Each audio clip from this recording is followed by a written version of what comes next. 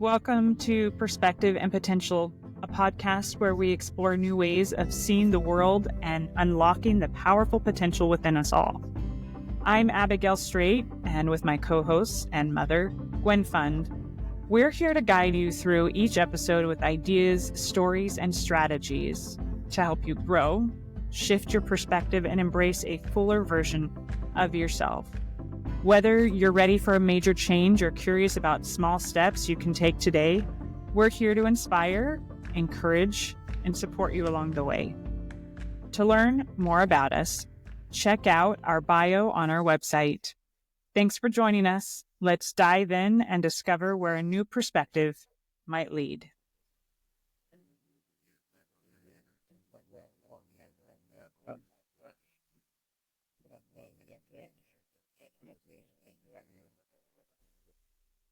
All right. Well, today we are exploring something that I think we all care about, and that's happiness. What is it, really? And how can we create more of it in our lives? We'll look at what science has to say about happiness and break down practical insights to help each of us live more joyfully. Join us as we dive in and unpack this essential topic together. So, let's start there. What does happiness really mean? And is it something we can achieve, or is it just a fleeting feeling? And Mom, why does it seem that sometimes it's just so hard to hold on to happiness? Well, the internet will tell you all kinds of things like happiness is walking on crunchy leaves, or looking at pictures from when you were little, or even seeing a baby smile. And the Constitution of the United States calls the pursuit of happiness an inalienable right. That's a really interesting word, inalienable. And it just really means that you can't take it away from somebody, and the possessor can't give it away. So science has studied happiness, and they produced many different views on the causes of happiness or things that correlate with happiness. But no validated method has been found to substantially improve long-term happiness for most people. And I think the reason behind that is that happiness really is an inalienable right. It comes from within us. And it's our own attitudes, desires, and habits that either lead us toward or away from happiness. Now, happiness is defined as a positive, and that's an interesting and important word, or a pleasant emotion, and it's closely related to satisfaction with one's life. In other words, liking who we are, being content with our life choices. And it's a long-term feeling rather than a temporary, fleeting feeling. I think when I hear the word inalienable or the pursuit of happiness, something that I think is almost instantaneous in my mind is that it's something that we all share. But it's not always a straightforward path. As far as I found, there's no, step one, do this. This is how you can be happy. So how do we find more of that happiness in our everyday lives? Well, science has discovered some very interesting correlations and facts that can be useful to us in each of our own inalienable pursuit of happiness. Researchers like Surya Lyubomirsky, who wrote The How of Happiness, first of all, reported that we all have a chemical set point in our brain for balancing the endorphins that either calm or excite us. And it kind of works the same as our metabolism set point. And we're all different. Some of us are set higher and some are set lower. Some people may appear happier just because their set point tends to allow them more feel-good endorphins. But that is only 50% of the story of happiness. First of all, we all experience trials, tribulations, and disappointments in life, which can send that set point spiraling. But the study found that surprisingly, our circumstances and demographics only account for about 10% of our life's happiness. The other 40% comprises our own personal attitudes, choices, and habits. And it's in that 40% where we have both power and responsibility to affect that change in our life. Now, this is also where our childhood environment can play a part in our happiness. For instance, there was a 75-year Harvard study that found that there was a high correlation between positive parental relationships and later in life well-being. However, children raised in dysfunctional circumstances tend to develop dysfunctional coping techniques that do not equip them for the stability and good decision-making that they'll need later in life. Hearing that, my mind was going to people. I think human nature, like we've talked about already, we want to know, how can we be happy? How can we be happy? And I think if we go back to some of the tools that we have learned about in this, the first couple of episodes, sometimes we get in the way of our own happiness. And the trick would be to first recognize within ourselves our cues when we are not helping to support that 40% that you just talked about with our own personal attitudes and choices. And so let me kind of explain what I mean by that. Every day we're going throughout our day, we're interacting with people, we're talking about the experiences that we have, some that are frustrating, and maybe we're attributing our unhappiness in ways that really, like I said, is getting in our own way. And I think this is how it sounds. We can take the blame road, right? I'd be happier if my partner just understood me better. I'd be happier if my partner would do this or stop doing that. My boss makes my life miserable. It's my parents' fault that I'm like this. I think if we're careful and we realize, and if we were honest and asked ourselves, do we say these things? Do we ever blame somebody else for why we are not happy? Or maybe it's the weight gain. Maybe it's, I'll be happy when I finally get that promotion. Or once I lose weight, then I can feel good about myself. Or I'll feel better once I'm in a relationship, right? And I think when we do that, then we're waiting. We are denying ourselves happiness now because we are waiting on something else to make us happy. I think the other thing that sometimes I know I've heard, or maybe even been, myself have done, is come up with an excuse. Something that I think I hear is, well, that's just how I am. I can't change. Or I don't have time.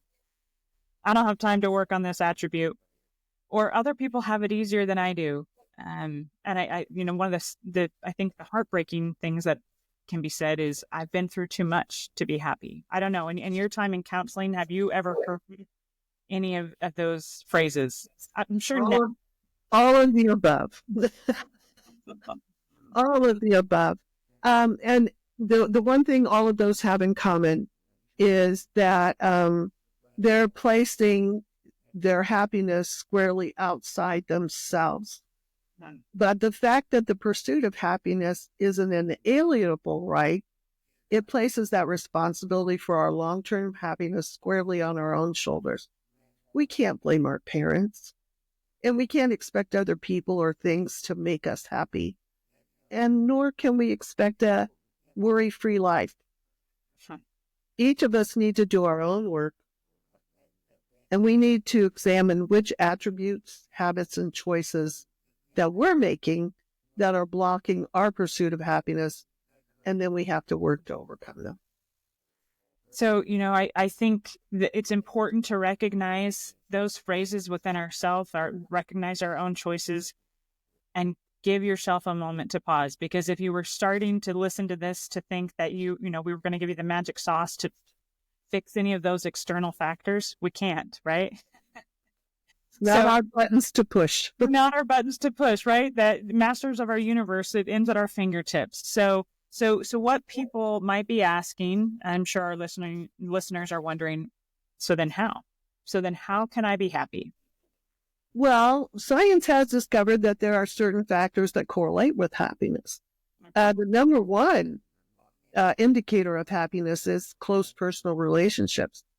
So if we look at the state of our relationships, we're going to have a good indication of where we are on the happiness scale. Happy people tend to embody positive attributes. Number one is gratitude. Cicero, an ancient Roman philosopher and statesman, said, well, gratitude is not only the greatest of virtues, but the parent of all others. And I know in counseling, that is like a go-to for people who have depression and other things, is to keep a gratitude journal. If we can get people to turn on their brain to positive things in their life, our brain is kind of programmed to see the negative, to see what's wrong, and to see what might be dangerous or scary.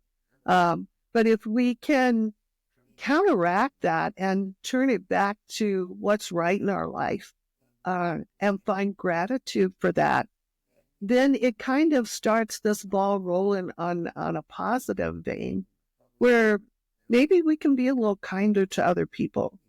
Maybe we can be a little more flexible or benevolent. Maybe we'll get curious about why people do what they do, or why this is this way and why it's not different the way that we want it to be.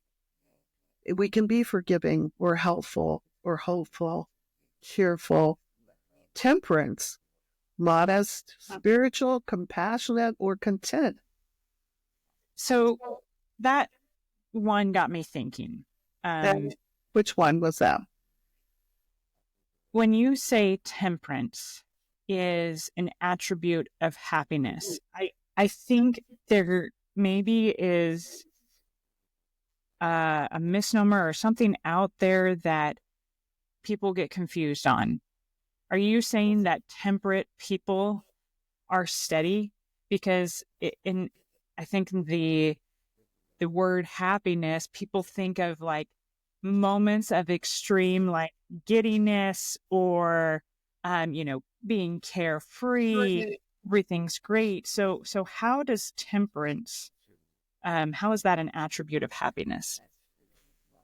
Well, I think what you're saying is, people look for like the party moments, as they want that high endorphin hit that comes with a party or a holiday, or doing something that helps them to feel like they're on top of the world.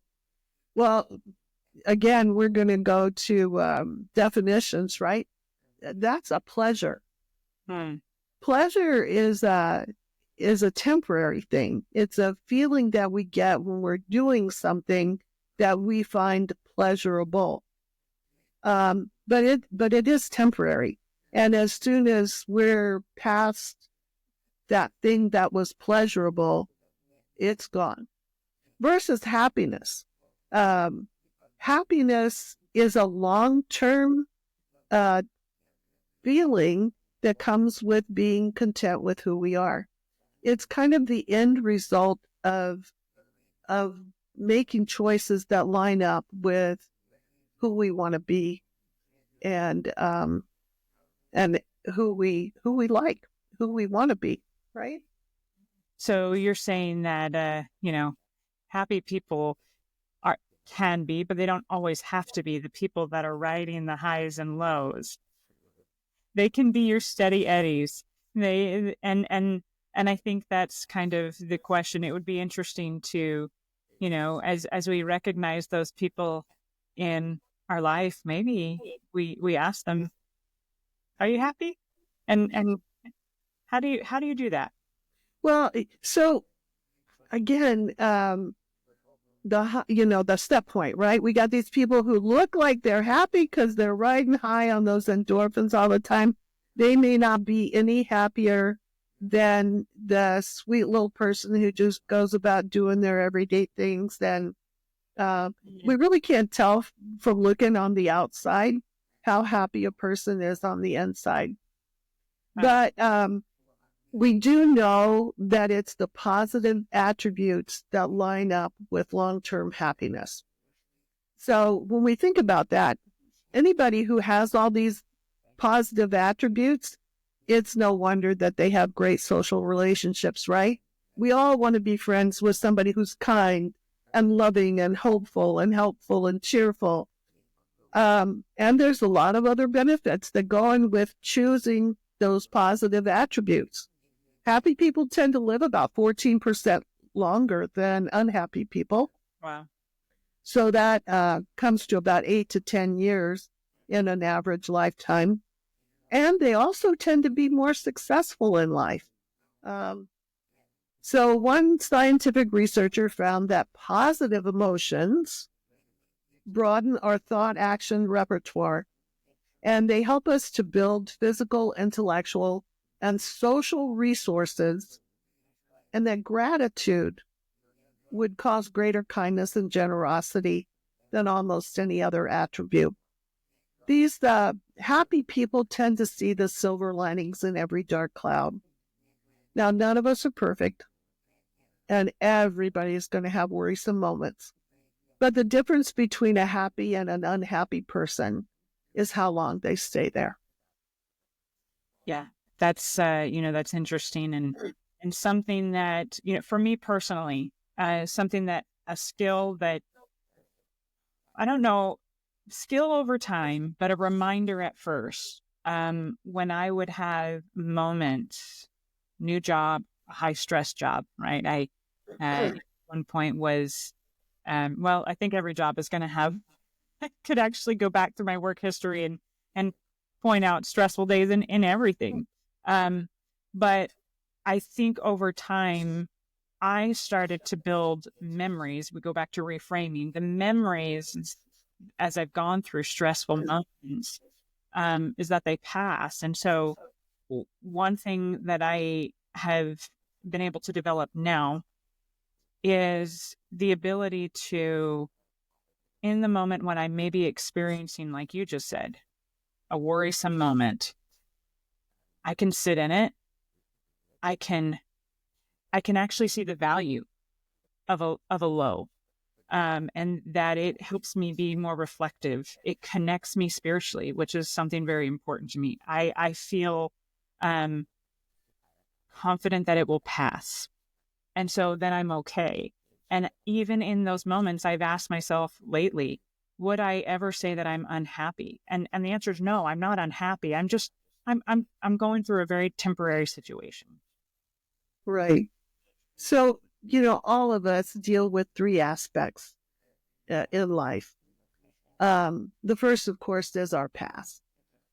Some of us, we all come from different homes, different methods of child rearing, different socio and economic, things. And so if we dwell on our past and what wasn't right about that, we can complain and blame, but we're not going to grow. We are going to be stuck there. It's like we just get stuck and we're never going to find happiness, because the past is where we learn to search for meaning or learning in our life. And until we can find it within us to have that positive attribute of forgiveness for anything that wasn't right about our past, then we are not going to grow. Now, the present is the next aspect, and that is where our buttons are. That's where our power is. We have to take responsibility to work toward overcoming our ineffective attitudes and habits, no matter where we got them, right? No matter if life threw us a curveball. If we've developed an ineffective attitude or habit, then we need to work to overcome that. We need to be problem solvers rather than complainers. And we need to be building ourselves up from the inside out rather than looking for happiness from the outside. We have to take those lessons from the past and work in the present and then plan for the future. Because the future is that third aspect. And we need to choose to set goals that and be optimistic that and hopeful that we can find happiness that we're pursuing by adopting these positive attributes into ourselves. So walk through a scenario with me. We've talked a lot about our own pursuit of happiness, but we live in a world full of people, external factors, and we're going to encounter others. So, thinking about these three aspects. Let's say it's lunchtime, you're super hungry, and you've got 30 minutes to go and grab your lunch and get back to the office before your next appointment, right? Or maybe you've got family coming to town. Maybe you're not in the workday. Whatever it is, you've got to get going, and you stop to grab a little bite, and you, out of respect for you and the person in front of you, you give a little bit of space, right? Because you're trying to think of other people and you're trying to be courteous, and you turn your head for 2 seconds and someone walks in the door, they looking all disheveled, and they immediately just go and squeeze in that space and they cut you in line.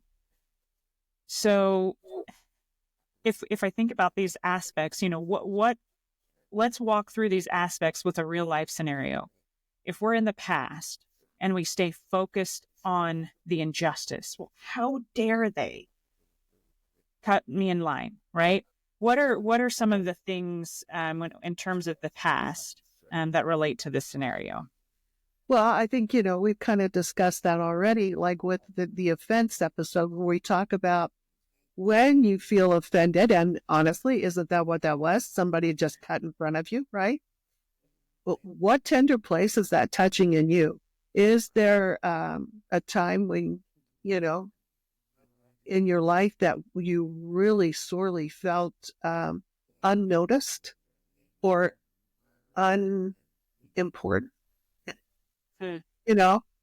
So as long as we're stuck in the past and we are vulnerable to that button being pushed, that stimulus that is causing us to get dysregulated, again, we're not going to grow. No. We're not going to learn from the past. And we're not going to be able to develop that positive attribute of forgiveness. So then we move to the present, and what options do we have? Well, first of all, you left some space there, right? Right. Maybe that person didn't realize you were in line. Maybe they thought you were waiting on your order, right? Right. And so perfectly honest mistake could have been made, and it would be perfectly acceptable for you to say, "Oh, excuse me, I was in line." And give them the option to apologize and to get behind you. Or maybe they're just rude and they say, "Well, hey, I'm sorry, but I'm in a hurry." Yeah. So what options do you have with that one? And I think that kind of maybe ties into the present and the future, but you could choose to give grace, right? You could choose to still, I think the first thing that you said when we could have assumed that it was an honest mistake, even if they're nasty back, we could assume that there have been some other factors still going on in their day, and we could choose to let them go. We could give grace, right? Right. And we can choose to stand our ground and create a disturbance and take 5 more minutes with an altercation that's going to put our guts in an uproar, and we're not going to be able to enjoy the meal that when we finally do get it, right? And maybe we really will be late for work. Well, I think that's the important thing about the future is asking yourself, what question do I need to ask myself here that is going to help me feel resolved when I move on? Something I used to always ask, my students, and I'll segue here for just a second, but I remember there was a particular specials class that they didn't enjoy going to, and it was for 40 minutes. And some of them would just butt heads with that specials teacher. And, I would go and pick them up and I'd get a behavior report. And of course, it was the same collection of students that they always wanted to be right. Well, she didn't understand this, or that's not actually what happened. And they just wanted to be right. And I remember one day writing on the board, what is your goal? Is your goal to be right? Or is your goal to have a good day? Maybe that's not your favorite class, but it's 40 minutes and then you get to come back here and we get to do our thing in our classroom. So what is your goal? And if that's the question we ask ourselves, and going back to the scenario of the lunchtime, what's my goal here? I came here, maybe we go back. I came here to get lunch. So what's your ultimate goal, right? Your ultimate goal is to choose to be happy. At the end of our life, at the end of all human life, they say there's two kinds of people: crotchety old people who are not happy with their life, and happy people who are. So our ultimate goal, if that ultimate goal is to be a happy person, to be content with life, how do we want to answer that? Do we want to embody these positive attributes? Do we want to choose to be kind and contented with who we have become? We need to react and set our goals in such a way that we can be authentic with the person that we really want to be. And if happiness is that goal, then choosing positive attributes is going to be the path that you pursue. Well, thank you for bringing that back to that word authentic and being intentional in who we want to be. And I think as we do come to a close and we start to kind of think back on the things that we've learned, we're all given inalienable rights to pursue happiness, right?